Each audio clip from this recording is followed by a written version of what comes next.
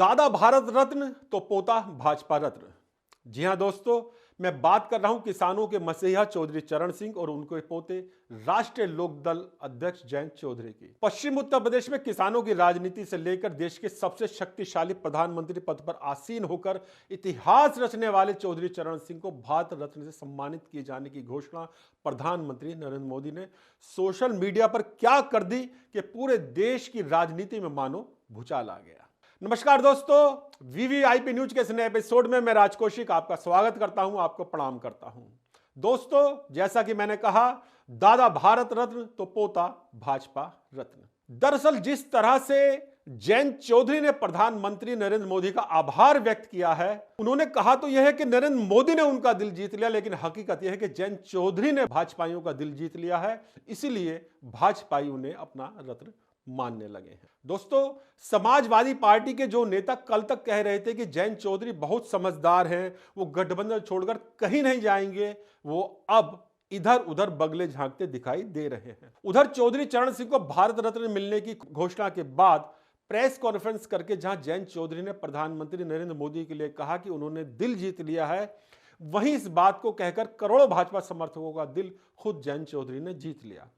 उन्होंने अपने पुराने साथी अखिलेश यादव या उनकी पार्टी के किसी नेता के लिए कोई कड़ी बात भी नहीं की और साथ ही अपनी भावी राजनीति के बारे में भी साफ साफ संकेत दे दिए हैं। एनडीए में जाने के सवाल का जयंत चौधरी ने मासूमियत भरा जो जवाब दिया, उसकी खूब सराहना हो रही है। उन्होंने पत्रकारों से उल्टा सवाल किया कि आप ही बताइए, अब मैं मोदी जी को कैसे मना कर सकता हूं। कुल मिलाकर कहा जा सकता है कि जहां चौधरी चरण सिंह भारत रत्न से सम्मानित हो रहे हैं, वहीं जयंत चौधरी अब भाजपा के लिए एक रत्न हो गए हैं। आइए सुनते हैं क्या क्या कहा है जयंत चौधरी ने। मेरे लिए भावुक पल हैं, ये यादगार पल हैं, स्मरणीय हैं। मैं भारत की महामहिम राष्ट्रपति जी को, भारत सरकार को और विशेष तौर पर प्रधानमंत्री नरेंद्र मोदी जी को, क्योंकि उनके विजन का हिस्सा है, जो उन्होंने निर्णय लिया, भारत रत्न से नवाजा है। 3 अवार्ड दिए गए हैं, खासतौर से चौधरी चरण सिंह जी को जो सम्मानित किया है। बहुत बड़ा संदेश पूरे देश में गया है। देश की भावनाएं इस सरकार के इस फैसले से जुड़ी हैं और ये साबित किया है मोदी जी ने कि वो देश की मूल भावना और चरित्र को बेखूबी समझते हैं और जानते हैं।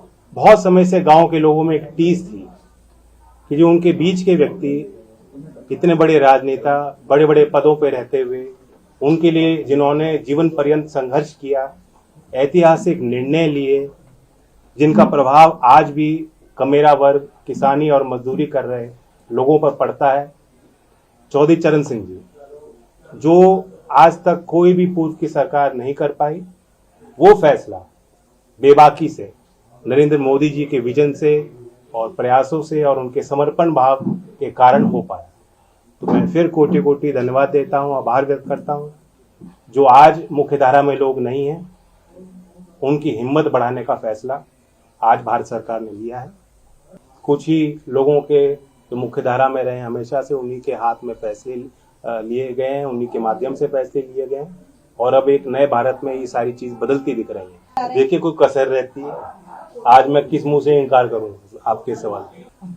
जब मैं इतनी बड़ी बधाई दे रहा हूं, प्रधानमंत्री जी ने आज वो फैसला लिया जो साबित करता है कि देश के मूल भावना और चरित्र को समझते हैं। चौधरी चरण सिंह जी के हर एक अनुयायी के दिल को जीतने का काम आज मोदी जी ने किया। दोस्तों, जैसा नजारा उत्तर भारत में देखने को मिल रहा है, ठीक वैसा ही नजारा दक्षिण भारत में तेलंगाना में भी देखने को मिल रहा है। पूर्व प्रधानमंत्री नरसिम्हा राव को भारत रत्न सम्मान दिए जाने की घोषणा होते ही वहां उनके पोते सुभाष ने प्रधानमंत्री की खुलकर प्रशंसा शुरू कर दी। सुभाष तेलंगाना बीजेपी के नेता भी हैं। लोकसभा चुनाव से ठीक पहले उत्तर भारत और दक्षिण भारत की 2 बड़ी राजनीतिक हस्तियों और पूर्व प्रधानमंत्रियों को भारत रत्न दिए जाने की घोषणा करके प्रधानमंत्री नरेंद्र मोदी ने जहां एक बार फिर से अब की बार 400 के पार नारे को जमीन पर उतारने का गंभीर प्रयास किया है, वहीं उन्होंने ये भी दिखा दिया है कि वो दलगत राजनीति से ऊपर उठकर कार्य कर रहे हैं। जैसा कि जयंत चौधरी ने अपनी प्रेस कॉन्फ्रेंस में कहा है कि चौधरी साहब को भारत रत्न देने की मांग कई वर्षों से की जा रही थी और चौधरी अजीत सिंह की भी दिली ख्वाहिश थी, लेकिन किसी सरकार ने इस मांग को पूरा नहीं किया। ये मांग पूरी की तो मौजूदा प्रधानमंत्री नरेंद्र मोदी ने, और इस मांग को पूरा कर मोदी ने चौधरी चरण सिंह जी के करोड़ों अनुयायियों के दिलों में अपनी जगह बना ली है। चौधरी चरण सिंह को भारत रत्न दिए जाने की घोषणा के बाद प्रधानमंत्री नरेंद्र मोदी की सराहना जहां राष्ट्रीय लोकदल के नेता कर रहे हैं, वहीं हाल ही में एनडीए में शामिल जनता दल यूनाइटेड के नेता केसी त्यागी ने भी खुलकर इसकी प्रशंसा की है। आइए देखते हैं क्या क्या कहा है केसी त्यागी ने। मोदी सरकार की मैं भूरी भूरी प्रशंसा करना चाहता हूं, जिसने आज असली भारत को सम्मान दिया है, जिसने रियल इंडिया को सम्मान दिया है। भारत माता के ग्रामीण जीवन से निकले हुए चौधरी चरण सिंह को जो सम्मान आज मिला है, हम गौरवान्वित हैं। चौधरी चरण सिंह स्वतंत्रता सेनानी थे। उन्होंने पंडित नेहरू के सामूहिक खेती के कंसेप्ट को कांग्रेस के नागपुर अधिवेशन में ध्वस्त किया था। उन्होंने उत्तर प्रदेश में लैंड रिफॉर्म कराए, जिसकी वजह से वो पूरे देश में नहीं पूरे हिंदुस्तान में वो प्रसिद्ध हुए। वो चाहते थे कि औद्योगिकरण के साथ साथ जो ग्रामीण भारत की अर्थव्यवस्था है वो खराब नहीं होनी चाहिए। उन्हीं के प्रयासों का नतीजा था कि 1966 में मिनिमम सपोर्ट प्राइस दिया जाए, वो कंसेप्ट स्वीकार किया गया।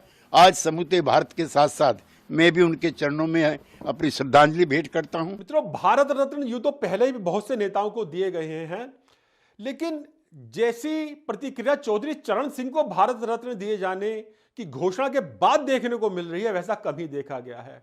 तमाम पार्टी के नेताओं ने खुलकर इसकी प्रशंसा की है। आइए सुनते हैं क्या क्या कहा है राजनीतिज्ञों ने। इसे सकारात्मक दृष्टि से देखते हैं और सच्चाई है कि इनको तो पहले ही नवाजा जाना चाहिए था, लेकिन इसका संज्ञान पहली बार यदि किसी गवर्नमेंट ने लिया है तो मोदी जी के नेतृत्व की हमारी गवर्नमेंट ने लिया है। दलगत राजनीति से ऊपर उठकर पीवी नरसिम्हा राव को भी सम्मानित किया।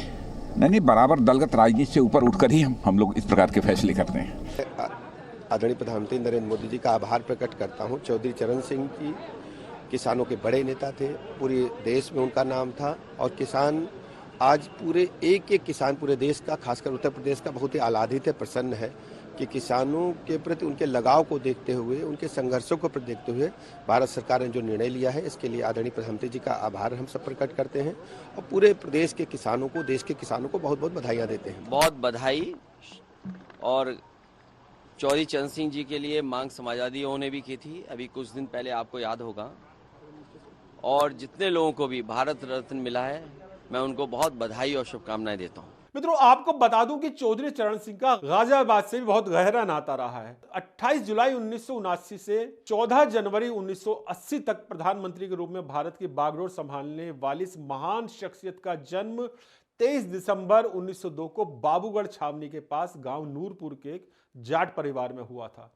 उस समय यह क्षेत्र मेरठ जनपद का हिस्सा था, मगर बाद में गाजियाबाद जनपद बनने पर यह गाजियाबाद में आ गया था।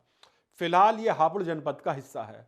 चौधरी चरण सिंह के जन्म के 6 वर्ष बाद उनके पिता नूरपुर से जानी खुर्द के पास भूपगढ़ी आकर बस गए थे। यही के परिवेश में उनके मन में गांव गरीब और किसानों के शोषण के खिलाफ संघर्ष का विचार पैदा हुआ। उन्होंने कॉलेज में पढ़ाई के दौरान किसानों के मुद्दों पर अपनी आवाज को मुखरता से उठाना शुरू कर दिया था। वकालत करने के बाद चौधरी चरण सिंह ने गाजियाबाद जिला न्यायालय में वकालत भी की थी। दोस्तों, वैसे तो जाट समुदाय की आबादी पंजाब, हरियाणा, राजस्थान समेत कई राज्यों में प्रभावी है, लेकिन खासकर यूपी के पश्चिमी जिलों में स्थिति बेहद मजबूत है। यूपी में जाट प्रभाव वाले जिले हैं मेरठ, मथुरा, अलीगढ़, बुलंदशहर, मुजफ्फरनगर, आगरा, बिजनौर, मुरादाबाद, सहारनपुर, बरेली और बदायूं।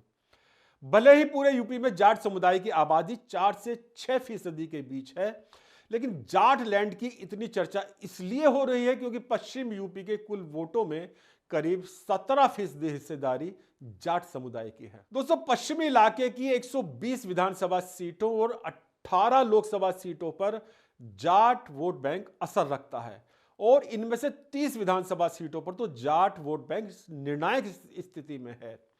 संसदीय चुनाव हो या विधानसभा का चुनाव, जाट बिरादरी के वोट काफी हद तक सत्ता का रुख तय करते हैं।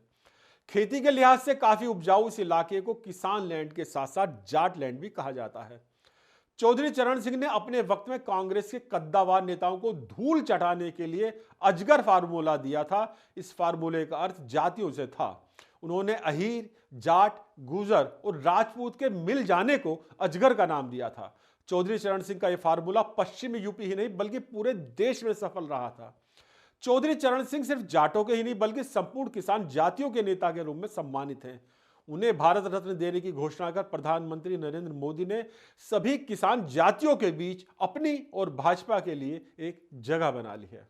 पूर्व प्रधानमंत्री नरसिम्हा राव को भारत रत्न दिए जाने की घोषणा पर उनके पोते एन.वी. सुभाष ने कहा है कि मैं बहुत खुश हूं और पीएम मोदी का आभारी हूं। उनके यानी नरसिम्हा राव के योगदान को मान्यता दी गई है। उनके योगदान को लंबे समय तक नजरअंदाज किया गया था। सुभाष ने कहा है कि पीएम मोदी ने नरसिम्हा राव को सम्मानित किया है, हालांकि वो कांग्रेस पार्टी से हैं। अब मैं 2004 से 2014 तक यूपीए सरकार खासकर गांधी परिवार को दोषी ठहराता हूं, ऐसा नरसिम्हा राव के पोते ने कहा है। उन्होंने कहा कि जब यूपीए केंद्र में था तो भारत रत्न तो दूर कोई पुरस्कार भी नरसिम्हा राव जी को नहीं दिया गया था। उन्होंने यह भी कहा कि कांग्रेस पार्टी की विफलताओं के लिए नरसिम्हा राव को बलि का बकरा बनाने में गांधी परिवार की बहुत बड़ी भूमिका थी। अब यह हमारे लिए सम्मान की बात है कि लंबे समय के बाद नरसिम्हा राव को भारत रत्न मिला है। दोस्तों, आपको बता दूं कि नरसिम्हा राव के परिवार की गांधी परिवार के प्रति कटुता ऐसे ही नहीं है। राव के निधन के बाद उनके पार्थिव शरीर के साथ जो सलूक कांग्रेस ने और खासतौर पर गांधी परिवार ने किया था वो बहुत ही शर्मनाक था। राव के पार्थिव शरीर को कांग्रेस के दफ्तर में लाने की इजाजत तक नहीं दी गई थी और लंबे समय तक कांग्रेस दफ्तर के बाहर सड़क पर पूर्व प्रधानमंत्री का पार्थिव शरीर रखा रहा था। गांधी परिवार के इस शर्मनाक कृत्य के पीछे दो कारण प्रमुख बताए जाते हैं। पहला कारण तो यह कि प्रधानमंत्री के रूप में नरसिम्हा राव ने बहुत सी उपलब्धियां हासिल करते हुए अपने कद को बहुत ज्यादा बढ़ा लिया था। गांधी परिवार को लगता था कि यह व्यक्ति उनसे बहुत आगे निकल गया है। दूसरा कारण यह था कि जिस समय 6 दिसंबर 1992 को अयोध्या में बाबरी मस्जिद का ढांचा गिराया गया, केंद्र में नरसिम्हा राव की सरकार थी। कांग्रेस के कुछ नेताओं का कहना रहा है कि नरसिम्हा राव चाहते तो बाबरी मस्जिद के ढांचे को गिरने से बचा सकते थे, लेकिन उन्होंने ऐसा नहीं किया। नरसिम्हा राव को हिंदुत्व के प्रति उदार मान लिए जाने के कारण गांधी परिवार नरसिम्हा राव से हमेशा नाराज रहा। राजनीति के जानकारों के अनुसार नरसिम्हा राव को भारत रत्न देने की घोषणा करके जहां प्रधानमंत्री नरेंद्र मोदी ने सोनिया गांधी, राहुल गांधी आदि की बेचैनी बढ़ा दी है, वहीं दक्षिण भारत में नरसिम्हा राव के प्रति अच्छा भाव रखने वाले लाखों लोगों के बीच भी अपनी जगह बना ली है। तो दोस्तों, आज के एपिसोड में बस इतना ही। यह एपिसोड आपको कैसा लगा अपने कमेंट जरूर लिखिए और सब्सक्राइब करना बिल्कुल ना भूलिएगा। VVIP news. नमस्कार।